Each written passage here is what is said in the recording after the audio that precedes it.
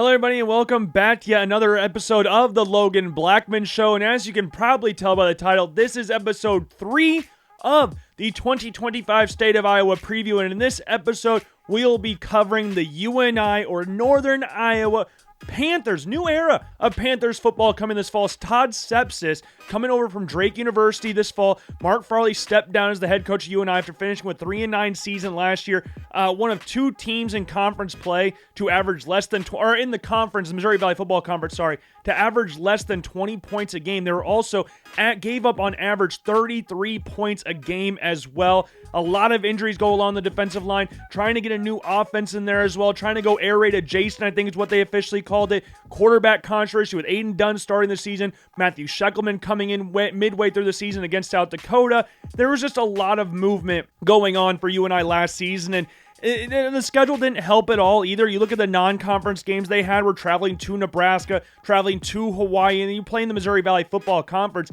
Unquestionably, undoubtedly, the hardest conference in the FCS level. And Mark Farley stapled a legacy at UNI that is fantastic. He's one of the best coaches in FCS history, had a long-standing tenure at UNI, got them to a national championship game. Of course, they lost that game back in, I believe, 2005.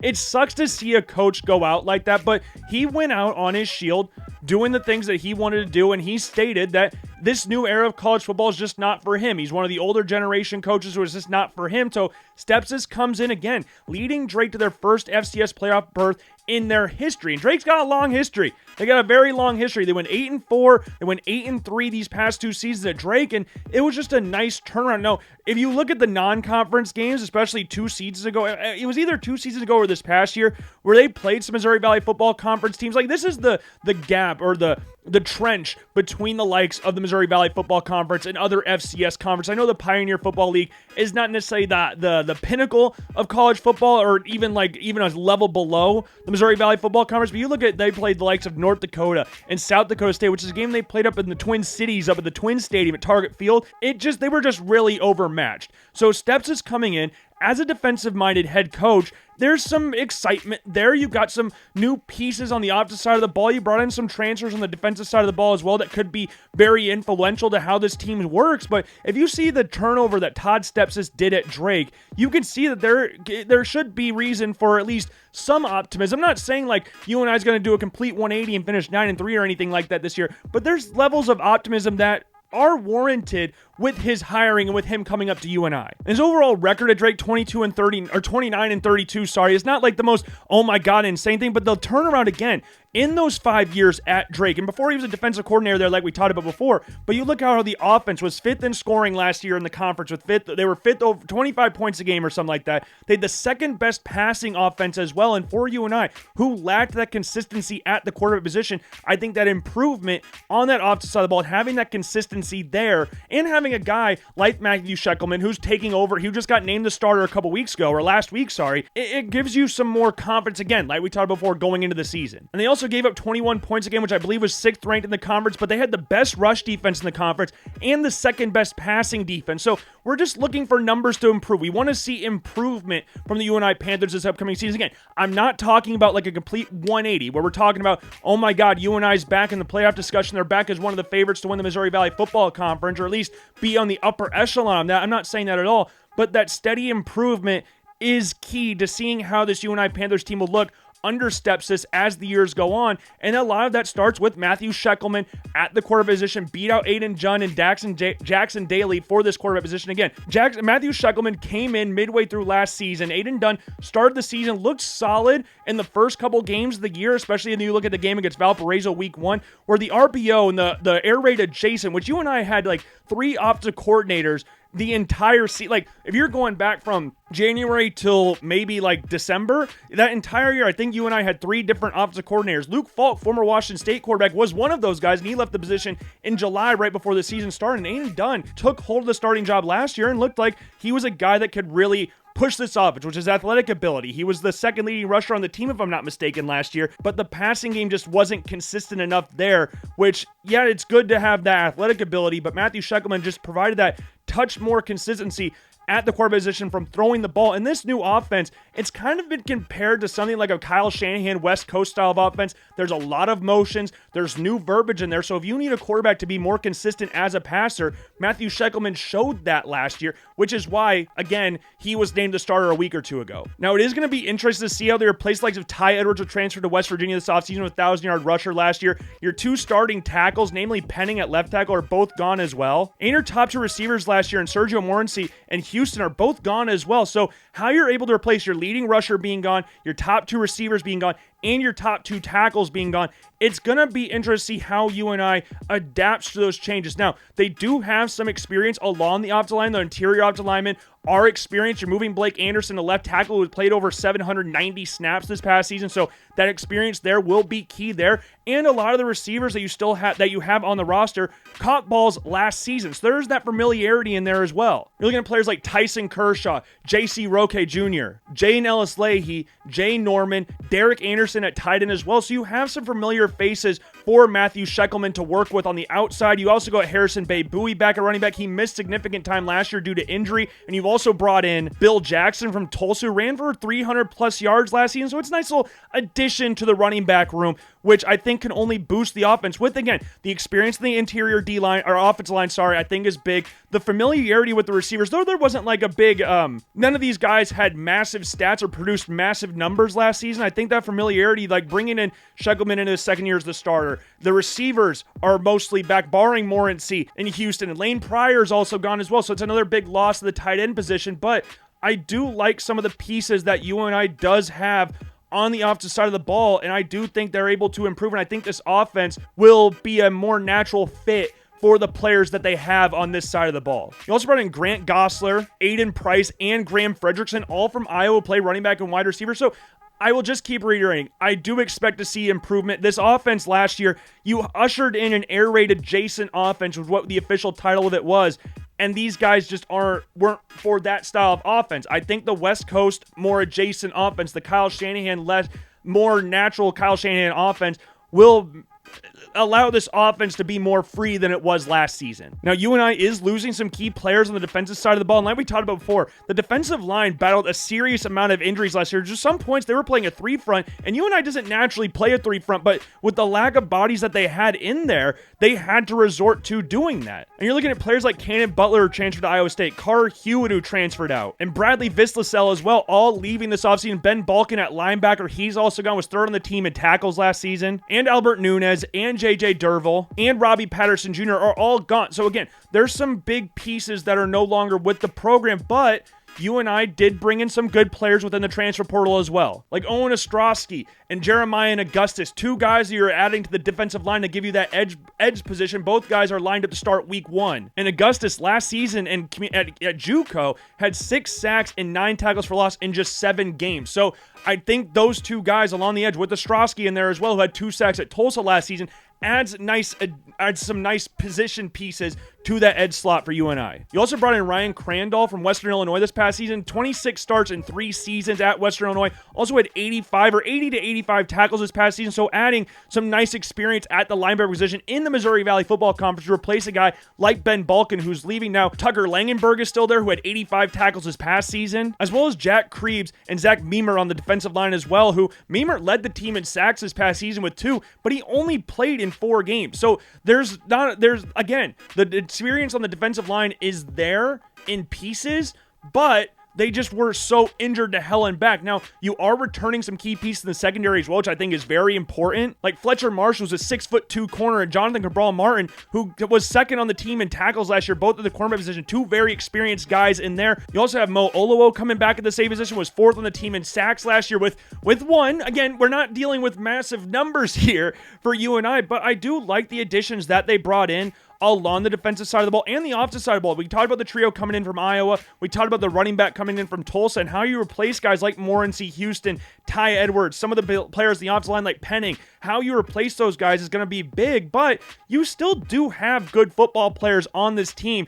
It's just a matter of navigating a brutal schedule in the Missouri Valley Football Conference. And speaking of the schedule, you are starting off the season against a familiar opponent for Stepsis in the form of Butler, who's of course in Drake's conference in the Pioneer Football League. Butler's a good football team. They are a good football team, but like we've talked about before, there is a different level between the Missouri Valley Football Conference and the Pioneer Football League. Now, UNI opened the season last year against Valparaiso, and this is back-to-back seasons. UNI has opened the season at home. This is something that we don't normally see for the UNI Panthers, and Butler is returning their starting quarterback, Regan Andrew, and he had about 600 rushing yards last year. He's going to be a little bit turnover happy when he's throwing the ball, but he's not the biggest dude in the world. He's about 5'7", $190, but Butler's a very good run team, and that all starts with the quarterback position as well. Now, your top running back is gone, and your top receiver from last year is gone, but you're returning your three big name guys on the defensive side of the ball as well, so Butler's gonna be a good football team, and Andrews will be the main starter, and I got his note, it's 6 interceptions last year, not 9, so a little bit different there,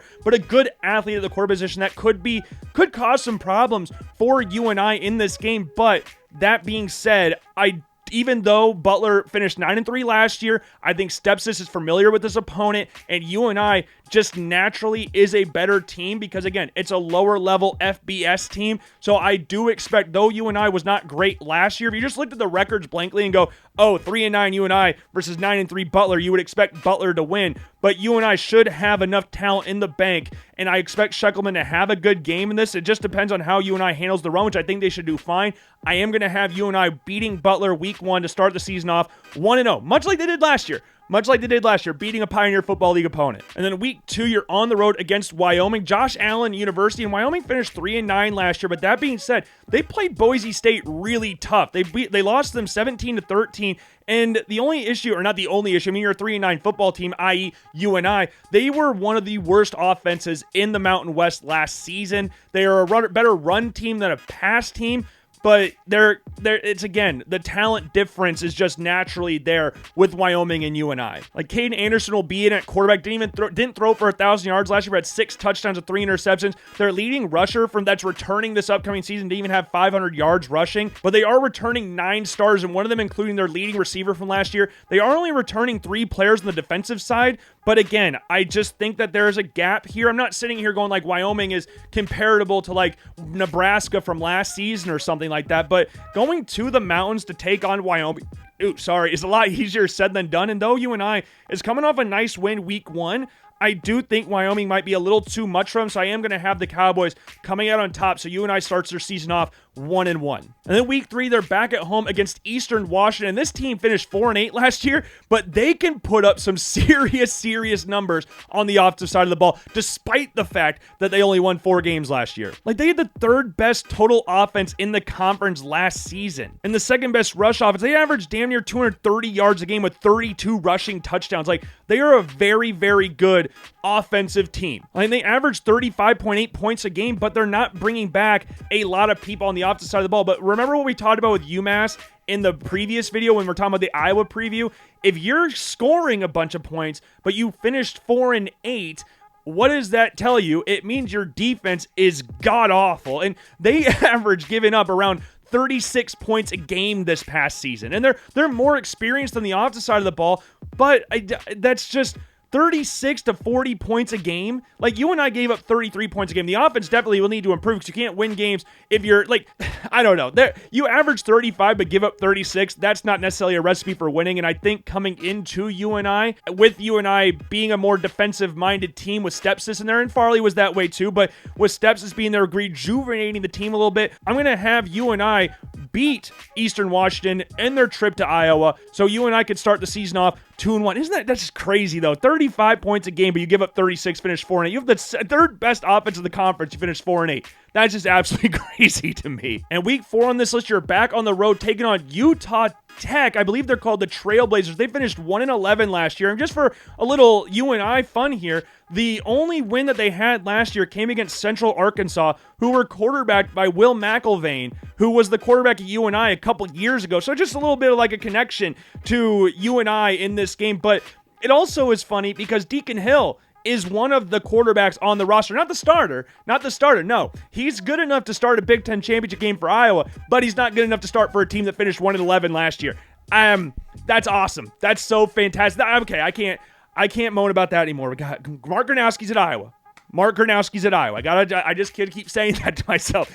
But Deacon Hill, being there or not, they're not a good football team. Like, they scored 18 points a game last season, gave up damn near 40 points a game. Like, there's really no reason that UNI should struggle in this game at all, even though it's on the road. And I think going to Utah will be tough, going back out to the mountains. But UNI, again, they're just a better team. Like, you finished 1-11 last year, gave up 40 points a game and scored 18. We already talked about Eastern Washington give up a shit ton of points, but at least they scored. They literally doubled the amount of points that Utah Tech scored last season and gave up similar amount of points on defense. So I'm going to take the UNI Panthers. So starting off the season very well with a 3-1 record. And then you have a bye week, week 5, but then you go into the gauntlet of the Missouri Valley Football Conference. You start it against North Dakota, a team that finished 5-7 last year, who played Iowa State tough week 1. I mean, you look at the first 2 plays of that game, and you think Iowa State's going to absolutely blow them out of the water. You have 2 bombs down the field, and you score in 2 plays, then the game ends up being 21-7 because Matt Campbell just completely called off the Dogs, or 21-3. I can't remember the exact score,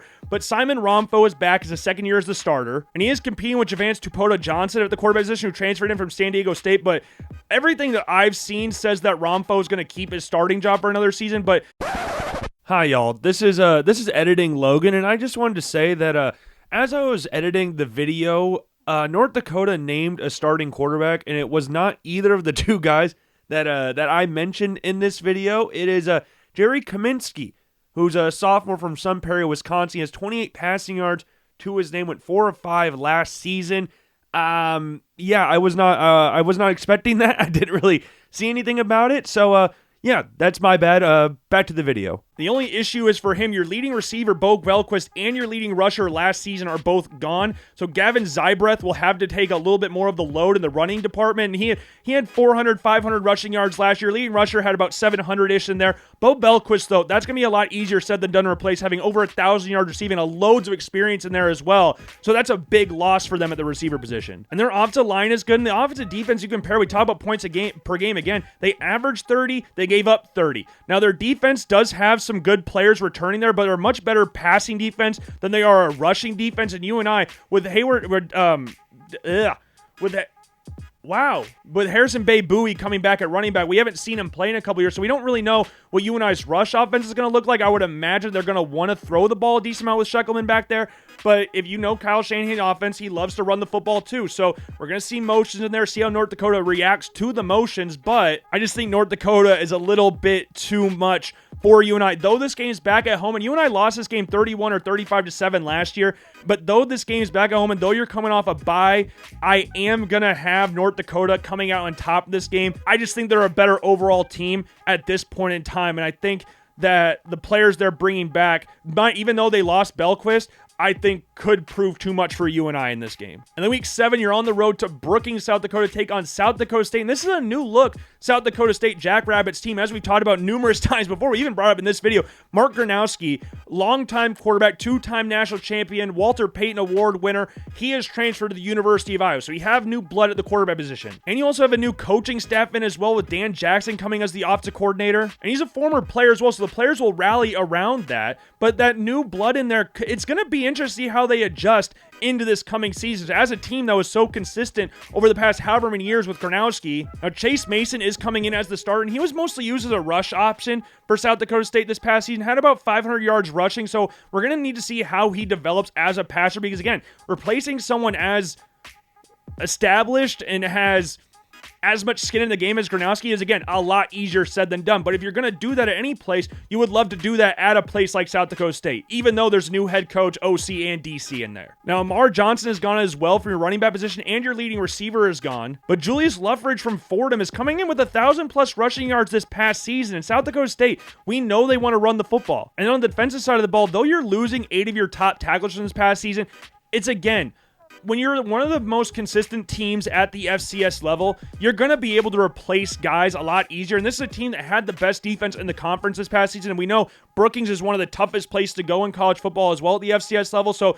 I am going to go with South Dakota State beating UNI in this one. Unfortunately for UNI, the road does not get any easier. As though you're back at home, you're facing on the 4th-ranked South Dakota Coyotes, a team that was the 4th seed in the FCS playoffs last year. But despite them being that great last year, and yes, they're bringing back quarterback Aiden Bauman, who's a very experienced quarterback, as we talked about in the Iowa State preview. South Dakota State, unfortunately, is bringing in a whole new group of people. They got a new head coach in Travis Johansson, who has been on the staff since 2018, and just a little connection to Iowa. He was the defensive coordinator at Grandview in Des Moines for a few years in the early 2010s, but you've got 4 new starters in the offensive line. Your top 2 receivers are gone, and your top tight end is gone. But Charles Pierre Jr. at the running back position is back. He was a 1,200-yard rusher last year. Having him and Bauman in the backfield gives the Yotes one of the best backfield tandems in the Missouri Valley Football Conference. Now, on the defensive side of the ball, they did also lose a significant amount of players, but this was the team that was the 7th best scoring defense in all of the FCS this past season, and though they've lost a few players and so have a new coach in there,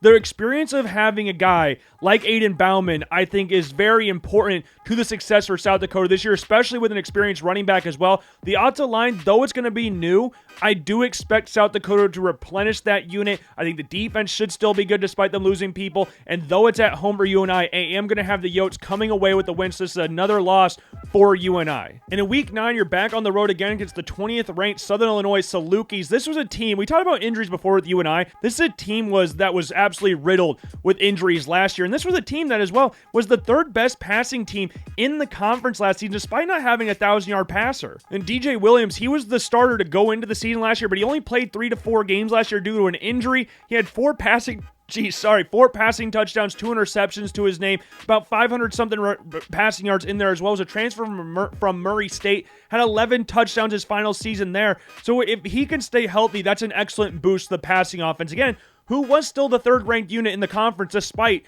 again, not having a 1,000-yard passer. Now, their running game is damn near non-existent, and their top 2 receivers both left in the transfer role, one of them going to Oklahoma. And Vincent Davis III, he is expected to be their wide receiver 1. He's a guy who actually entered into the transfer portal but decided to ultimately come back to SIU for this season. Now, though you only have 5 returning stars on the defensive side of the ball, their D-line is their strong point. Their passing unit as a defense wasn't great this past season, but Southern Illinois, again, if they can stay healthy, they're one of the better teams in the Missouri Valley Football Conference. I'm not talking about a team that's going to compete for conference titles and stuff like that, but they're a lot better than their 4-8 record showed them to be this past season. And with it being on the road, with it being in Carbondale, and UNI coming off back-to-back losses against the 2 Dakota schools, South Dakota schools, I should say, in North Dakota, so back-to-back losses to the Dakota schools, I think UNI is going to struggle to get back on footing in conference play on the road. And I wouldn't be shocked if they got a win here, but I am going to say Southern Illinois comes out on top of this one. Then Week 10, you're back on the road again against Illinois State. So you're staying in the state of Illinois,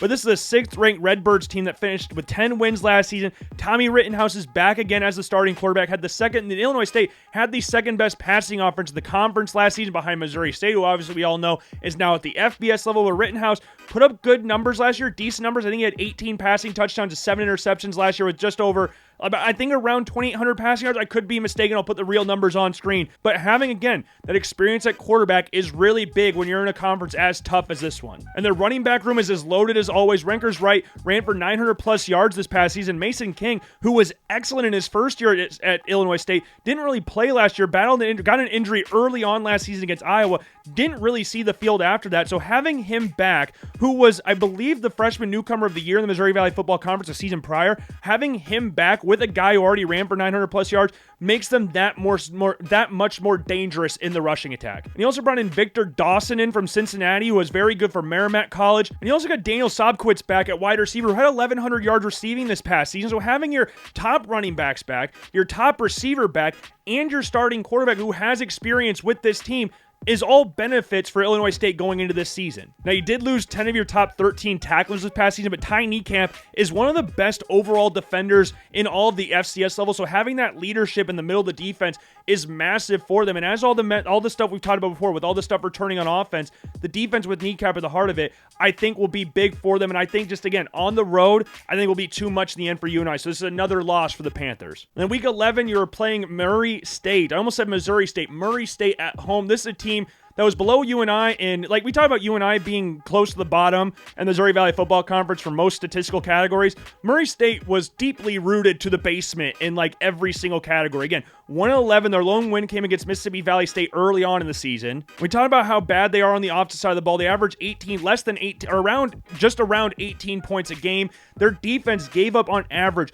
46 points per game. That is ridiculous. And with this game being at home, I don't think I need to talk about it too much more. I am going to have UNI getting back to winning ways against Murray State. There's no way in hell they can lose to Missouri State, especially with it being back at home. And then week 12, back on the road, we go to the worst team in the Missouri Valley Football Conference, to the best team, the number 1 ranked North Dakota State Bison. New quarterback Cam Miller's obviously gone up to the NFL. He got drafted in the 6th round by the Raiders. And the favorite to be the starter replacement is Cole Payton, who has over 1,000 rushing yards throughout his career at North Dakota State. Has about 500 passing yards in there as well. Again, like we've talked about, mostly used as a running option, but Cam Miller was that as well. And this is a team that is fresh off winning a national championship and replacing a guy like Cole Miller, who is as experienced as they come throughout every other aspect in all of college football, not just the FCS, but I think Cole Payton could be a guy that could step into what North Dakota State does on offense and be able to, I'm not going to say directly replicate, but make the loss feel not as massive as it would be without him. And Nathan Hayes is a 4th-year junior that I guess could also be in the mention there, but Cole Payton is the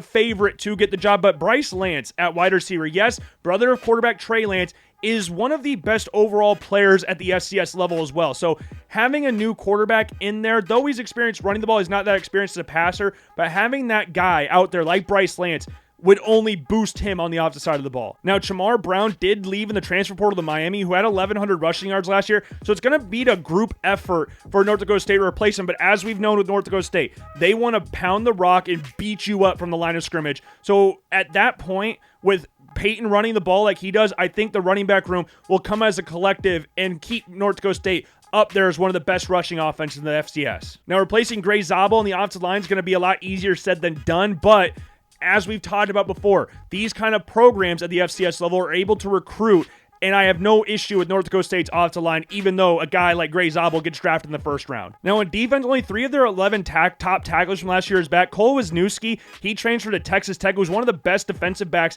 in the FCS, a big dude at the safety position as well, but losing him is massive for that secondary. Logan Kopp as well is one of the best linebackers in the FCS. He's still there. He didn't transfer. He's still there. But North Dakota State does a lot of rotating on the defensive side of the ball, so even though they're 3 of their top tacklers, they're losing all but 3 of their top tacklers from last year, I still think they'll be fine. They're still going to be one of the favorites for the national championship game, and I am going to have the Bison, unsurprisingly, beat up on the Panthers in this game in Fargo. And the final game of the season is back at home against Youngstown State. This team finished 4-8 last year, but quarterback Bo Brungard is one of the most effective dual-threat quarterbacks in Missouri Valley Football Conference. Though he had 12 touchdowns and 11 interceptions last year, damn near ran for 1,000 yards last year. So if you're a quarterback that is able to create things on the opposite side of the ball, you have a chance. He just needs to dial down on the interception a little bit, and I think they should be more fine on the opposite side of the ball because he's a very effective quarterback, both as a passer and as a runner. And what helps him is his leading receiver and his top running back from last year are gone, so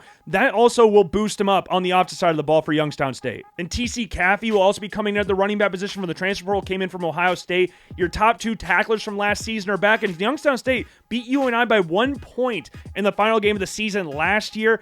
And in this one, I flip back and forth 1,000 times with this one, but I do think with Brungard there at quarterback, with him being able to create as much as he can out of the backfield, if he dials back on the turnovers, which is what I would expect with another year with him as a starter, especially with his top receiver and top running back, I am going to have the Penguins winning this one, which means UNI's final record on the season is 4-8. And I've toyed back and forth with, again, the Youngstown State game, the Southern Illinois game. Those 2 games I really struggle with. But UNI plays such a tough schedule, and Steps is coming in his 1st year as the head coach. And with UNI not really being that great last year, finishing again 3-9, ranking near the bottom in almost every single statistical category, I do think it's going to be hard for them to like go much better than that, but I do think we'll see improvement statistically from them. I think Shekelman is another year, as the first year as the full-time starter, another year with starting experience underneath him will benefit him. I think this offense, again, fits what these players are more than the air raid adjacent offense that we tried to do last year, especially when you don't have consistency at the offensive coordinator spot. That makes it really hard to transition offenses. It's going to be interesting to see how they replace some key players, but I have faith that UNI will do... I don't think they'll be as bad. I think the scores will be closer in a lot of these games. Like North Dakota, I think will be closer. I don't think that'll be a 31-7 or 35-7, whatever that score was. I don't think we'll see scores like that. But again, like South Dakota State, North Dakota State, South Dakota, those are three of the best 4 teams in the FCS. So it's going to be, you're not going to be looked down upon if you struggle in those games. But I'm excited to see what steps this does in his first year at UNI. I'm excited to see what the future could hold for them. I'm excited to see what Matthew Shekelman can do at the quarterback position. And yeah, it's going to be a trying season because of playing in the Missouri Valley Football Conference, but I think it'll be fun. I think we will enjoy watching UNI this year, and that is the final episode of the State of Iowa preview for 2025. I hope you enjoyed the videos. I'll link the Iowa State and Iowa previews down below. But yeah, I hope you enjoyed this series. I love doing this. We're going to have our NFL previews come out next week, so make sure you subscribe to the YouTube channel if you want to make sure to catch up on those. Also, give this video a thumbs up if you enjoyed it. Make sure to give a thumbs up to the other videos as well if you enjoyed those, and leave a comment down below in each of them how you think Iowa, Iowa State, and UNI will do on the seasons. And yeah, make sure to check out all the links down in the description below. And I've been Logan Blackman. I hope you enjoyed. If you didn't, I sincerely apologize. Try to be better next time, and I will see you guys later. Peace.